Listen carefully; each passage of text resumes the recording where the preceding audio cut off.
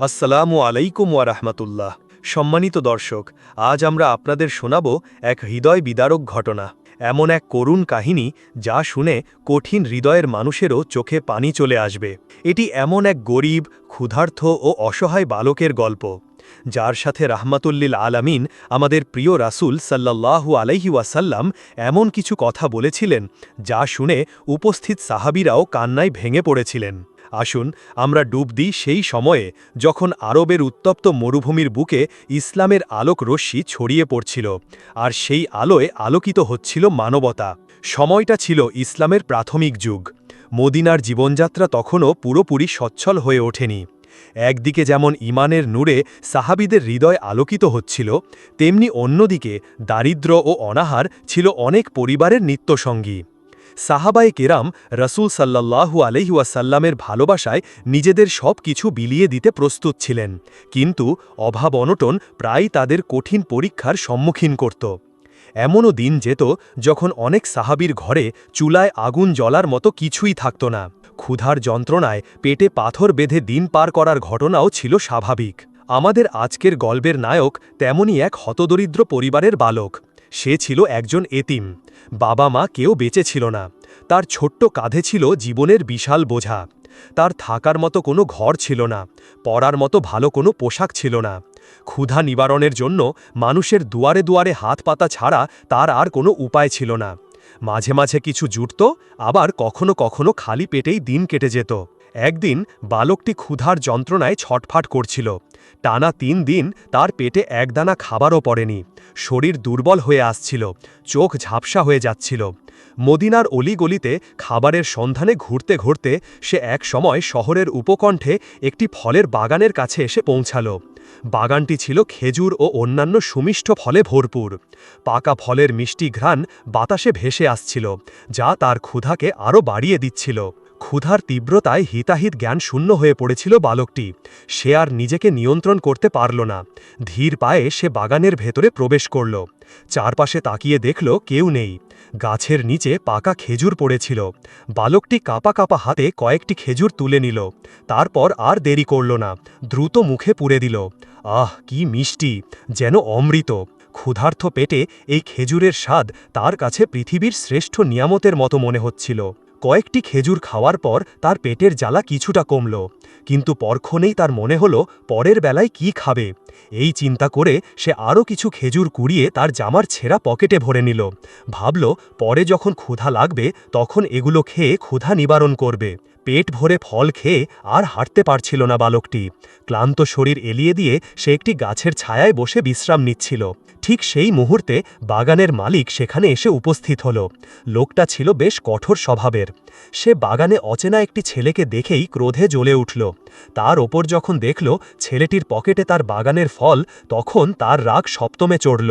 সে কোনো কথা না বলেই ঝাঁপিয়ে পড়ল অসহায় বালকটির ওপর। চোর, আমার বাগানে ঢুকে ফল চুরি করছিস? এই বলে সে বালকটিকে বেদম প্রহার করতে লাগল।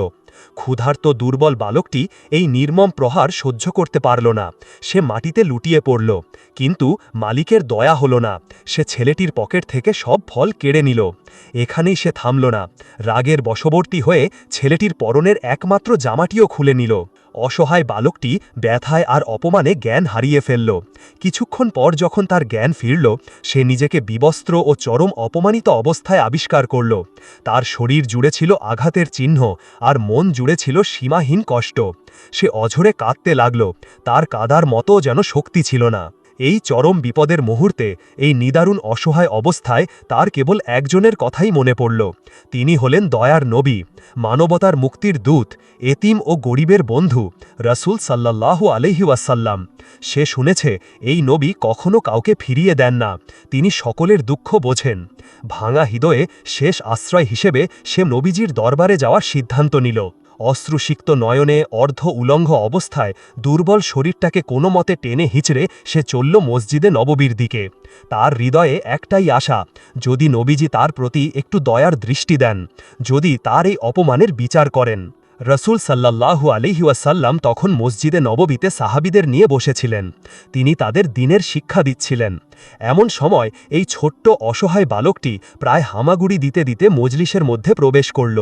তার অবস্থা দেখে উপস্থিত সকল সাহাবী অবাক হয়ে গেলেন।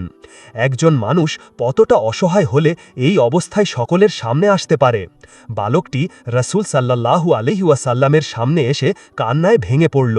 তার মুখ দিয়ে ঠিকমতো কথা বের হচ্ছিল না। রাসূল সাল্লাল্লাহু আলাইহি ওয়াসাল্লাম, যিনি ছিলেন করুণার মূর্ত প্রতীক, তিনি বালকটিকে দেখে ব্যথিত হলেন। তিনি পরম স্নেহে তাকে নিজের কাছে ডাকলেন, তার মাথায় হাত বুলিয়ে দিলেন। রাসূল সাল্লাল্লাহু আলাইহি ওয়াসাল্লামের কোমল স্পর্শ পেয়ে বালকটির দুঃখ যেন বাঁধ ভেঙে বেরিয়ে এলো। সে ফোপাতে ফোপাতে বলল, ইয়া রাসূলাল্লাহ, আমার ওপর অনেক বড় জুলুম হয়েছে, আমি আপনার কাছে বিচার চাই। রাসূল সাল্লাল্লাহু আলাইহি ওয়াসাল্লাম অত্যন্ত নরম ও শান্ত স্বরে বললেন, হে বৎস, শান্ত হও, তোমার কি হয়েছে আমাকে খুলে বলো, কে তোমার ওপর জুলুম করেছে? বালকটি তখন তার সাথে ঘটা সমস্ত ঘটনা খুলে বলল। সে বলল, হে আল্লাহর রাসূল, আমি একজন এতিম, আমার কেউ নেই। আমি টানা 3 দিন ধরে ক্ষুধার্ত ছিলাম, আমার পেটে এক বিন্দু খাবারও ছিল না।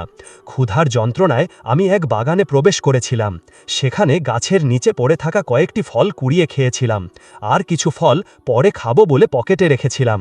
এই অপরাধে বাগানের মালিক আমাকে নির্মম ভাগে মেরেছে, আমার জামা কাপড়ও কেড়ে নিল। ইয়া রাসূল আল্লাহ, আমি কি এতটাই অপরাধী? ক্ষুধার যন্ত্রণায় কয়েকটি ফল খাওয়া কি এত বড় পাপ? এই করুণ কাহিনী শুনে রাসূল সাল্লাল্লাহু আলাইহি ওয়াসাল্লামের চেহারা ব্যথায় মলিন হয়ে গেল। তার দয়ার সাগর হৃদয়ে যেন ঢেউ উঠল। একজন ক্ষুধার্ত এতিম শিশুর ওপর এমন নির্মম নির্যাতনের কথা শুনে তার চোখ অশ্রুসিক্ত হয়ে উঠল। মজলিসে উপস্থিত সাহাবীরাও এই ঘটনা শুনে স্তব্ধ হয়ে গেলেন। তাদের হৃদয়ও দুঃখে ভারাক্রান্ত হয়ে উঠল। তারা একে অপরের দিকে তাকাতে লাগলেন, তাদের চোখেও ছিল পানি। তারা ভাবতেও পারছিলেন না তাদের সমাজে এমন ঘটনা ঘটতে পারে। রাসূল সাল্লাল্লাহু আলাইহি ওয়াসাল্লাম তৎক্ষণাৎ সেই বাগানের মালিককে ডেকে পাঠানোর নির্দেশ দিলেন। মালিক এসে রাসূল সাল্লাল্লাহু আলাইহি ওয়াসাল্লামের সামনে হাজির হল। সে বুঝতে পারছিল তার ডাক পড়েছে কেন। তার চেহারায় ভয় ও অনুশোচনার ছাপ ছিল। রাসূল সাল্লাল্লাহু আলাইহি ওয়াসাল্লাম লোকটির দিকে তাকালেন, কিন্তু তার চোখে কোনো ক্রোধ ছিল না, ছিল সীমাহীন বেদনা ও কোমল ভর্ৎসনা। তিনি লোকটিকে উদ্দেশ্য করে বললেন, তুমি তো আল্লাহকে ভয় করলে না। তোমার বাগানে আল্লাহ তাআলা কত ফল দান করেছেন, সেখান থেকে একজন ক্ষুধার্ত এতিম বালক যদি কয়েকটি ফল খেয়েই থাকে, তাতে তোমার কি এমন ক্ষতি হয়ে যেত? তিনি বলতে লাগলেন, এই বালকটি ক্ষুধার্ত ছিল, সে তোমার কাছে খাবার চাইতে পারত, কিন্তু হয়তো লজ্জায় চায়নি। সে চুরি করার উদ্দেশ্যে তোমার বাগানে প্রবেশ করেনি। ক্ষুধার তীব্র যন্ত্রণা তাকে এই কাজ করতে বাধ্য করেছে। সে তো গাছের ফল পারেনি, নিচে পড়ে থাকা ফল কুড়িয়ে খেয়েছে। সে ছিল অজ্ঞ, অর্থাৎ সে হয়তো জানত না যে এটা অন্যায়। তুমি তাকে শেখাতে পারতে। সে ক্ষুধার্ত ছিল, তুমি তাকে খাবার দিতে পারতে, কিন্তু তুমি তা না করে তাকে নির্মমভাবে প্রহার করলে। তার শরীর থেকে তার একমাত্র পোশাকটিও কেড়ে নিলে। তোমার হৃদয়ে কি সামান্য দয়াও হলো না? রাসূল সাল্লাল্লাহু আলাইহি ওয়াসাল্লামের প্রতিটি কথা যেন তরবারির ফলার মতো লোকটির হৃদয়ে বিদ্ধ হচ্ছিল লোকটির হৃদয়ে। তিনি আরও বললেন, তোমার কি জানা নেই আল্লাহ তাআলা এতিম ও ক্ষুধার্তের প্রতি দয়া করার জন্য কতবার বলেছেন? পবিত্র কোরআনে আল্লাহ বলেন, আরাআইতাল্লাযী ইউকাযযিবু বিদ্দীন ফাযালিকাল্লাযী ইয়াদউল ইয়াতীম ওয়ালা ইয়াহুদ্দু আলা তুআমিল মিসকিন। তুমি কি তাকে দেখেছ যে দিনকে অস্বীকার করে? সেই তো যে এতিমকে রূঢ়ভাবে তাড়িয়ে দেয় এবং মিসকিনকে খাদ্যদানে উৎসাহিত করে না। তিনি বললেন, তুমি এই বালককে তাড়িয়ে দিয়েছ, তাকে মেরেছ, তার খাবার কেড়ে নিয়েছ। তুমি কি দিনকে অস্বীকারীদের অন্তর্ভুক্ত হতে চাও? রাসূল সাল্লাল্লাহু আলাইহি ওয়াসাল্লামের এই কথাগুলো শুনে মজলিসে উপস্থিত সাহাবীদের আর কান্নার শেষ ছিল না। তারা অঝরে কাঁদছিলেন। তারা কাঁদছিলেন বালকটির অসহায়ত্বের কথা ভেবে, তারা কাঁদছিলেন বাগানের মালিকের নিষ্ঠুরতার কথা ভেবে, আর সবচেয়ে বেশি কাঁদছিলেন তাদের প্রিয় নবীজির সীমাহীন দয়া ও প্রজ্ঞা দেখে। কিভাবে তিনি কোরআনের আয়াত দিয়ে কোমল ভাষায় এত বড় একটি অন্যায়ের প্রতিকার করছেন তা দেখে তাদের অন্তর বিগলিত হয়ে যাচ্ছিল। আবু বকর রাদিয়াল্লাহু আনহু, উমর রাদিয়াল্লাহু আনহু এর মতো মহান সাহাবীরাও তাদের চোখের পানি ধরে রাখতে পারছিলেন না। তাদের মনে হচ্ছিল আজ যেন তারা মানবতার এক নতুন পাঠ নিচ্ছেন। রাসূল সাল্লাল্লাহু আলাইহি ওয়াসাল্লাম তখন সেই মালিকের দিকে ফিরে বললেন, এখন তোমার দুটি কাজ। প্রথমত, এই বালকের যা কিছু তুমি কেড়ে নিয়েছ তা তাকে ফিরিয়ে দাও, আর দ্বিতীয়ত, তুমি তাকে যে কষ্ট দিয়েছ তার বিনিময়ে তাকে দাও। তুমি তাকে তোমার বাড়িতে নিয়ে যাবে, তাকে আশ্রয় দেবে, তাকে নিজের সন্তানের মতো করে লালন পালন করবে। ইনশাআল্লাহ আল্লাহ তাআলা এর বিনিময়ে তোমাকে ক্ষমা করবেন এবং তোমার সম্পদে বরকত দান করবেন। রাসূল সাল্লাল্লাহু আলাইহি ওয়াসাল্লামের এই ঢাই শুনে বাগানের মালিকের আর কোনো কথা বলার ছিল না। তার অন্তর অনুশোচনায় দগ্ধ হচ্ছিল। সে বুঝতে পেরেছিল কত বড় অন্যায় সে করেছে। সে কাঁদতে কাঁদতে রাসূল সাল্লাল্লাহু আলাইহি ওয়াসাল্লামের পায়ে পড়ে গেল এবং ক্ষমা চাইতে লাগল। সে বলল, হে আল্লাহর রাসূল, আমি ভুল করেছি, আমি শয়তানের ধোকায় পড়ে এই অন্যায় করে ফেলেছি। আমি আল্লাহর কাছে ক্ষমা চাই এবং আপনার কাছেও ক্ষমা চাই। আমি আপনার আদেশ অক্ষরে অক্ষরে পালন করব। সে বালকটির হাত ধরে তার কাছে ক্ষমা চাইল, তার কেড়ে নেওয়া পোশাক ফিরিয়ে দিল। শুধু তাই নয়, সে ওয়াদা করল আজ থেকে এই বালক তার নিজের সন্তানের মতো থাকবে। সে তাকে সাথে করে নিজের বাড়িতে নিয়ে গেল। আর সেই অসহায় বালকটি, যে কিছুক্ষণ আগেও ছিল চরম হতাশ ও অপমানিত, সে এখন পেল এক নতুন জীবন। তার চোখে আর দুঃখের অশ্রু ছিল না, ছিল আনন্দের অশ্রু। সে বারবার রাসূল সাল্লাল্লাহু আলাইহি ওয়াসাল্লামের দিকে তাকাচ্ছিল আর ভাবছিল, ইনি কেমন মানুষ, যার দয়ার কোনো সীমা নেই, যার ভালোবাসার কোনো তুলনা নেই। এই ঘটনাটি আমাদের কি শিক্ষা দেয় সম্মানিত দর্শক? এ ঘটনা আমাদের শেখায় ইসলামের মূল ভিত্তি হল দয়া ও মানবতা। রাসূল সাল্লাল্লাহু আলাইহি ওয়াসাল্লাম আমাদের শিখিয়েছেন একজন ক্ষুধার্থের ক্ষুধা নিবারণ করা, একজন বস্ত্রহীনকে বস্ত্র দান করা, একজন এতিমের মাথায় স্নেহের হাত বুলিয়ে দেওয়া কত বড় ইবাদত। তিনি শিখিয়েছেন বিচার মানে শুধু শাস্তি দেওয়া নয়, বিচার মানে হল সংশোধন করা, প্রতিকার করা এবং সমাজে শান্তি প্রতিষ্ঠা করা।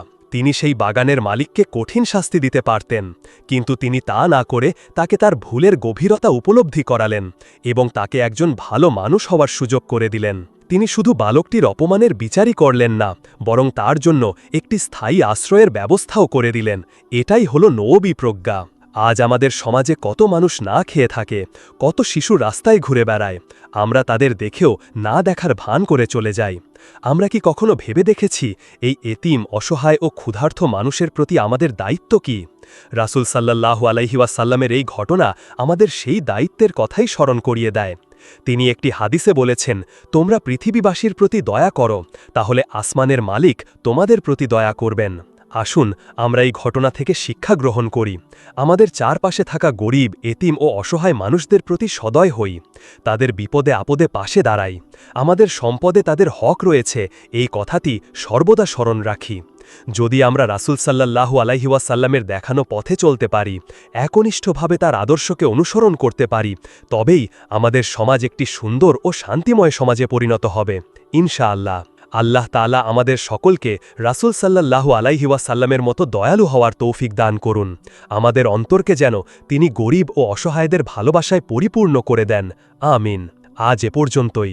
ভিডিওটি যদি আপনার হৃদয় ছুঁয়ে যায়, তাহলে এটা শেয়ার করে আপনার প্রিয় মানুষদেরকেই তথ্যটি জানিয়ে দিন, যেন তারাও এটি জানতে পারে। এরকম ইসলামিক তথ্যবহুল ভিডিও সবার আগে পেতে চ্যানেলটি সাবস্ক্রাইব করে পাশের বেল আইকনটি ক্লিক করে রাখুন।